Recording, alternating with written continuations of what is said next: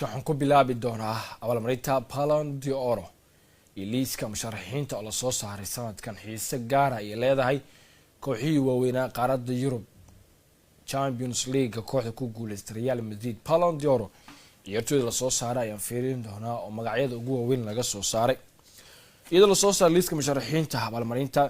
in shakhsiga ugu magacaweyn kubadda cagta adduunka ka hor xafladda ka dhici doonta magaalada Paris 28 October ayaa la soo saaray magacyo waaweyn oo ka soo dhex muuqday kadib oo la xusuus lahaa 2023 waxaa lagu dhawaaqay liiska musharaxiinta u sharaxan kubadda dahabka 20 waxaana jira magacyo waaweyn oo tartamaya sidii u heli lahaayeen abaalmarintii Lionel Messi qaaday markii 8aad 2023 iyadoo aan wax qabad heer kooxeed aan ahayn oo qaaday koobka adduunka balse waxaa sidoo kale lagu soo bandhigay tartano waaweyn oo kala duwan oo dhacay 12 bilood ee la soo dhaafay. Vini Jr yaa qaadi doona abaalmarintan ama yaa qaadan doona Vini Jr miyuu abaalmarintan heli doonaa ama ku heli doona goolashiisii muhiimka ahaa oo Real Madrid ku hogaamiyay koobka saddexda koob mise saaxiibkiisa Bellingham ma heli doona aqoonsi oo liisii ugu horeeyay Santiago Bernabeu. xidiga City Rodri ayaa sidoo kale tartankan qayb ka ah kadib markii ku guuleystay Premier League heer koox ka hor inta uusan u safrin Euro 24 oo Spain la qaadin. waana sugno ilaa xafladda Paris dhacaysa Isniin 28 October aan ogaano cidda guuleysanaysa laakiin hadda waa kuwan ciyaartooyda la soo xiray inay tartamaan ama u tartamaan sharafta shakhsiyadeed ee ugu sareysa kubadda cagta. Numberka koowaad waa Jude Bellingham waa sida ay u kala horeeyaan ama loo soo xulay abaalmarinta cidda heli karta Ruben Dias, Phil Foden, Rodrigo Valverde, Emiliano Martinez, Erling Haaland, Nico Williams, Granit Xhaka, Arthur De Vrij oo Rome iyo Ukraine, Toni Kroos, Vini Jr, Dani Olmo, Ferran Wirtz oo Jarmalka ah, Martin Odegaard, Mats Hummels, Rodri, Harry Kane, Declan Rice, Fatinha, Cole Palmer, Dani Carvajal, Lamine Yamal, Bukayo Saka,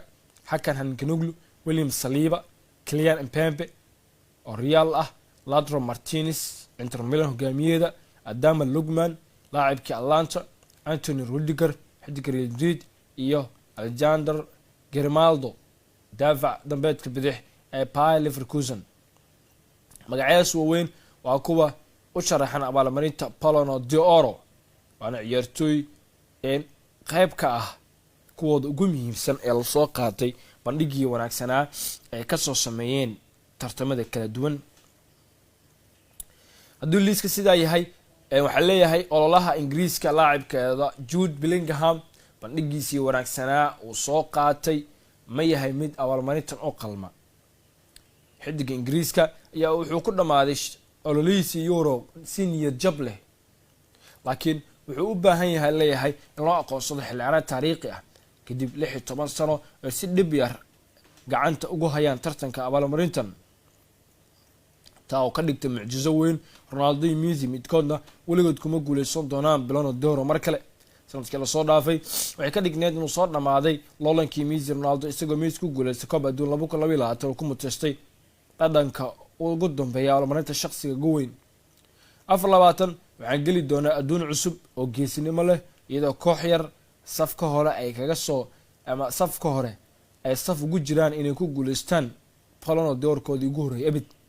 micnaha guud waa muhiim maxaa yeelay waxa soo socda wuxuu ka dhigayaa mid adduunyada kale ama adduunyo kale u ekaan karo inkastoo dhammaan buu ku hareeraysan yahay maatinka Bellingham isla markii wuxuu bilaabay inuu xukumo liigaha gool uu dhaliyay kaliya 36 daqiiqo markii uu safta kulankiisa ugu horeeyay wuxuu 2-1 kaga badiyay kooxda Athletic taa oo u sahashay inuu isdhiibo bishiisii ugu horeysay. runtu waxay tahay waa mid kamid ah kuwa ugu fiican ee u tartamaya abaalmarintan. wuxuu Bellingham ka dhigayaa doorashada soo jiidasho mid leh kaliya maahan waqtigiisa garoonka laakiin sidoo kale sidii ugu guuleystay kubadda cagta xilli ciyaareedkiisii ugu horeeyay Madrid. niyadjabkii Jarmalka Skilow maxaa diiday in wiilka Ingiriiska uu gacanta ku dhigo abaalmarinta Ballon d'Or waa su'aal isweydiinaya inta badan saxaafadda Ingiriiska oo intooda badanna taageero weyn u ah laacibkan lagu magacaabo Jude Bellingham oo leeyahay xitaa waxay la rabaan laacibka in abaalmarintan uu ku guuleysto maadaama wadankoodu ka soo jeedo. isla abaalmarintan aan ku guda jirnaa marba xidigan fiirinay waa Rodri markan Isbaanishkan cajiibka ah bandhiga wanaagsan sameeyey miyuu u qalmaa abaalmarinta isagana muxuu soo qabtay waan isweydiinayaa ninka lagu magacaabo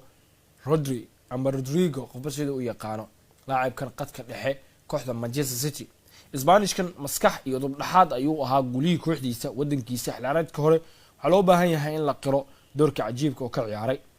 ciyaartooyda qadka dhexe ugu fiican kama soo muuqan bogoga hore wargeysyada ayuu yiri Pep bishii Febraayo 2021 waxay ku dhuntaan kooxda gadaasheeda laakiin markay kooxdu si fiican u ciyaarto waa sababtay kooxdu u yihiin kuwa heersaraha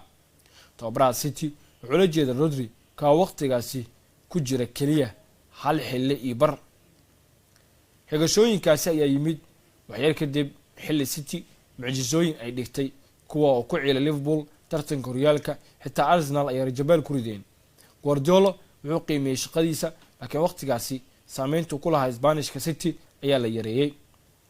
biligoosii kooxdi runtii Guardiola ayaa laga yaabaa inuu si buuxda u qadarin isaga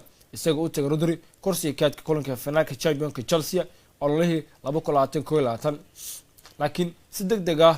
ayuu ugu dhawaaday 4 san Rodri wuxuu galay bogoga hore wargeysada adduunka oo dhan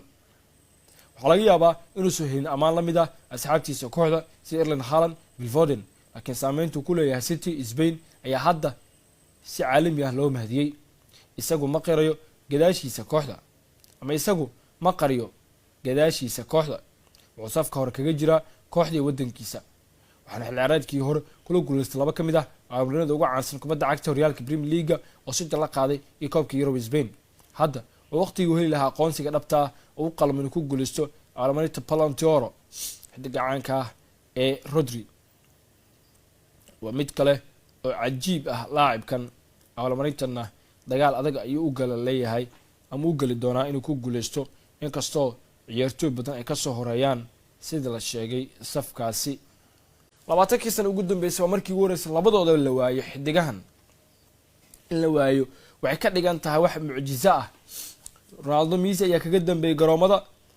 laakiin isagiina markan hadduu iska dhiibo horyaalka Sacuudi horyaalka Mareykanka sheekadiisu isagana way soo dhamaatay mar dambe labadooduba uma tartami doonaan abaalmarintan jiil dhamaaday Messi iyo Ronaldo waa jiil